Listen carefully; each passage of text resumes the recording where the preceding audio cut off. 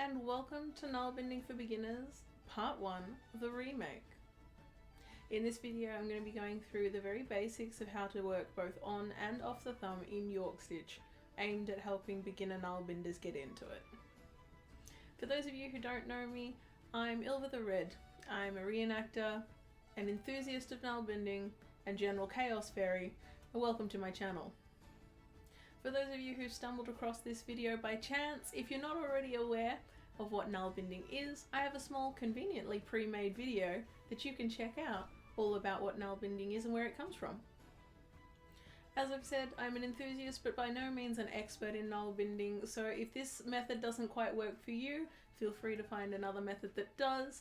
But I decided to make these videos about Nalbinding because I found a lot of people were coming to me saying, something doesn't quite click, can you show me how? These are my methods. It's a little bit different, but only fractionally from what other people here on YouTube are already doing. So I hope you find it helpful, and if you do, please feel free to give it a thumbs up. The first thing we need to talk about when we're talking about starting Nalbinding is what yarn you're going to use. I've got 3 yarns here to show you. The first yarn, the red one, is what we call a single spun yarn. The second yarn we've got to work with is the white one in the middle there. That is an 8-ply wool yarn. That's just a standard yarn that you can get from any decent craft store. I say decent because a lot of the $2 shops that are around only carry acrylic and not wool. So be careful when you're looking at the labels, you are looking for wool yarn wherever possible. This 8-ply yarn is actually 3 strands that have been plied together to create this thickness of yarn. When we say 8-ply, I don't mean 8 individual strands that have been plied together, but it relates to the thickness of the yarn and how many turns per inch you could get of this yarn. That's a whole other story of categorizing yarns, and we don't need to go into that today. All you need to know is that 8-ply yarn is what I use in all of my tutorials on the York Stitch thus far. The final yarn I've got to show you today is this green one on the end. It is a 1-ply, and this is an example of what yarns you don't want to use. 1-ply yarn is in no means historically accurate, and it is definitely not practical. The thickness of material you'll be able to create with this one is actually incredibly thin. You will need a very fine needle. It will take a long time to be able to make anything with it. So on many fronts, it's just not a desirable yarn to work with. When we look at the chunky single spun yarn by comparison, that red one on the end, that one is a really good one for a lot of beginners because the work creates big loops. So it's very easy to see where you're going right or where you're going wrong. It's very easy also to create a piece very quickly. So if you want to make a hat very fast, a chunky yarn will allow you to do that. It's also very easy to join the ends of your yarn when you need to add in more yarn for continuing a piece. And it's very good for beginners when working on the thumb because you don't have to worry too much about your tension being perfect. It hides a lot of sins. The white yarn in the middle there is my favorite though, and it's the one I use in all my videos, as I've said. It's warm, it's practical, it's environmentally more conscious. There's just so many reasons to go with wool, and the 8-ply is probably the best for a beginner. Let's just make that caveat. When looking at yarns, one thing to consider is whether or not you're going for a historically accurate or close to piece, or whether or not you're just doing this for fun. If you're doing it for fun, it really doesn't matter what kind of yarn you're working with, although again, I still strongly don't recommend working with 1-ply. But if you are going for something historically accurate, you are going to want to go for either 8-ply or thinner. Historically speaking, the yarns that were used were actually quite fine. Something more along the lines of a 3 or 4-ply. So they're still quite small, but not as small, obviously, as something lace weight or 1-ply. Okay, so that's the wool choice out of the way, the yarn choice. Now we need to talk about our other tool. There's only 2 tools, yarn and needle. With the needles, we do have many different options open to us. Your needle can be made of bone, antler, wood, metal, plastic, or any number of other materials. Personally, my favorite needles are made of bone or wood. My very favorite needle is a bone needle. So I've got 3 needles to show you. These are 3 from my own collection. These are the ones that I use the most. The first needle is slightly curved, which is nice when I'm doing more complicated stitches, in my opinion. It's also a little bit thinner and a little bit shorter, which means I can do slightly finer pieces of work.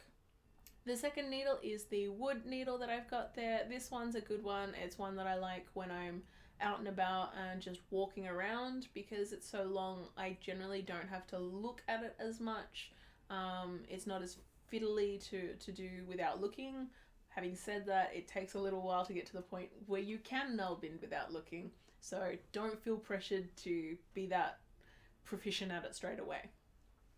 But the third needle is my absolute favorite. It's kind of that middle of the road needle that does everything I could ask it to do, and it's got a 1 centimeter long eye on it, so I can load it with a lot of yarn. It's got a beautiful width to tension to, and when I work, generally speaking, I'm working off the thumb, so being able to tension to my needle is really important. And I love this needle to bits. It's just one of the best needles in my collection. And it was made by my darling partner, so of course I'm gonna love it. All that being said, it is very easy to make your own. All you need is a whittling knife and a piece of wood. If you are going to make your own, there's a few things you do need to consider though. It is very important to make sure that your needle is very smooth, that there are no splinters or burrs along it, because otherwise that will catch on your wool and that makes work very difficult. So we've now got our yarn and we've got our needle, and it's time to begin learning. There are 2 main methods to Nalbinding, and we're going to go through both of them very briefly today. The first method is on the thumb. That is, you are creating the loops for your piece of work around your thumb.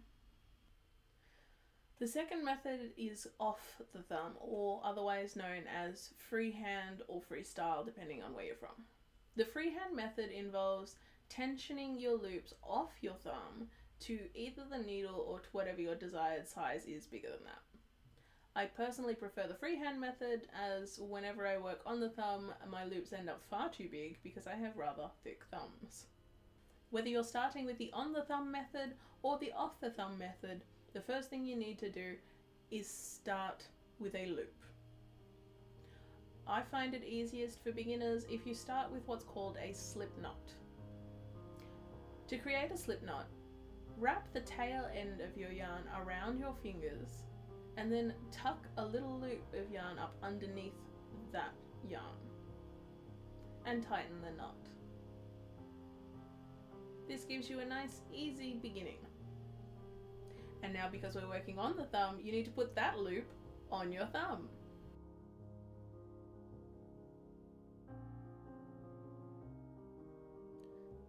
Start by sliding your needle down your thumb, underneath the loop that you've just placed on there and underneath the working tail. Pull your needle through and tighten so that the loop now forms below the original loop. Now we repeat the process. Slide the needle down your thumb, underneath both the loops on your thumb and underneath the tail.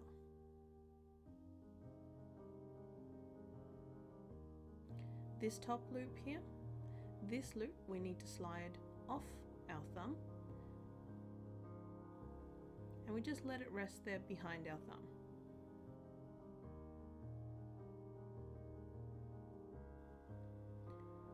Now slide your needle down the thumb again, underneath both the loops on your thumb.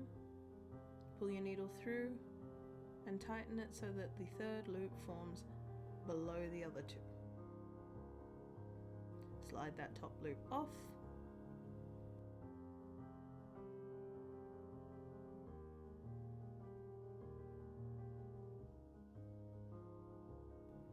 And repeat again. Slide your needle down your thumb underneath all loops and the tail. Make sure that loop forms below the other loops and push the top loop off your thumb.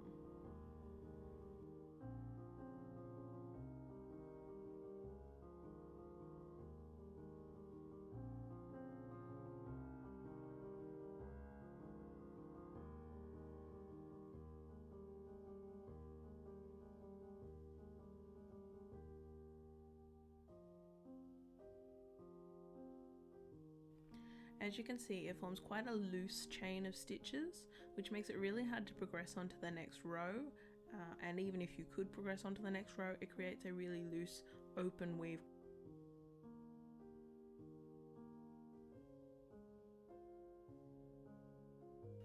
Now, I personally don't really enjoy the on the thumb method, so let's move right along and get to the off the thumb method.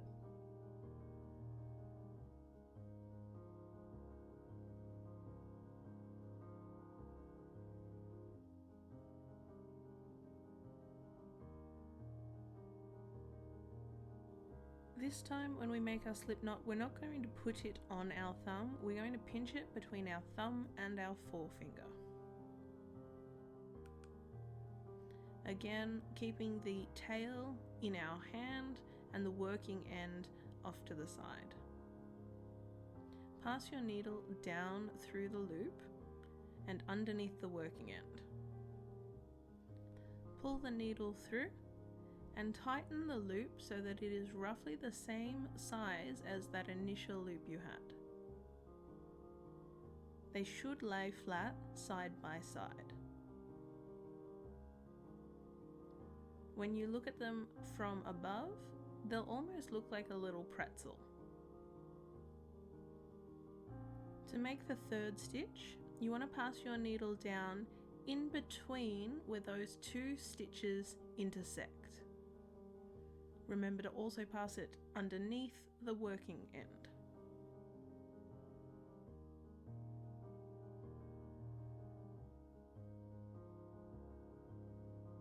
Now you have 3 stitches. 1, 2, and 3. You want to pass your needle down between the first and second stitches there, and again underneath the working tail.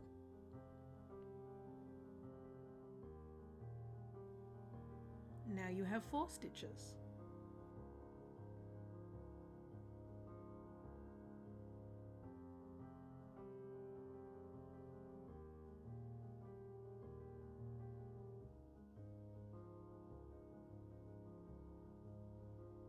So from here, we need to focus on the stitch we've just made and the stitch immediately preceding it. You're going to pass your needle down the other side of that second stitch from the end, not the newest stitch, but the stitch before it, and underneath that working end again, and pull it tight. As you go, you want to keep your stitches approximately the same diameter. That's your tension. And that tension will be slightly larger than your needle width, enough that it passes through easily without being too loose and without struggling.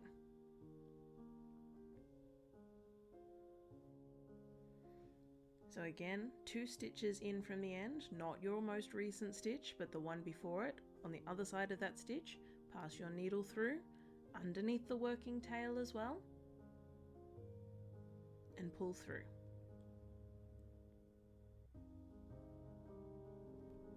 Practice this a few more times.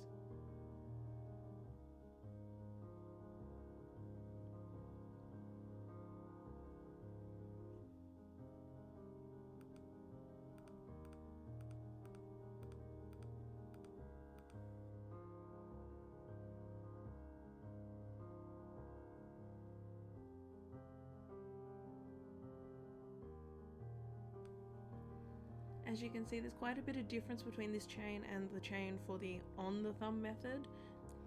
This one's loops are much smaller, much closer together. It creates a thinner row. It's stretchy rather than just loose. And you can also see it also just wants to twist on itself. So now, whether you work on the thumb or off the thumb, it's time to practice. Just practice making chains of these loops one after the other. Practice making them all the same size with the same tension. Practice with a different type of yarn perhaps, just to see whether or not there's one that has a better feel for you. And then once you've made some chains and you've practiced a little bit, we can move on to the next video, which is forming a loop from your chain. Forming a loop is really handy when you're starting from, say, the ankle of a sock, or from the wrist of a mitten, or just from the brow on a beanie or something like that. Did you find this video helpful? Was there something that you thought I could have explained better? Please leave your comments down below and I will respond to you soon. Thank you for watching. Bye for now.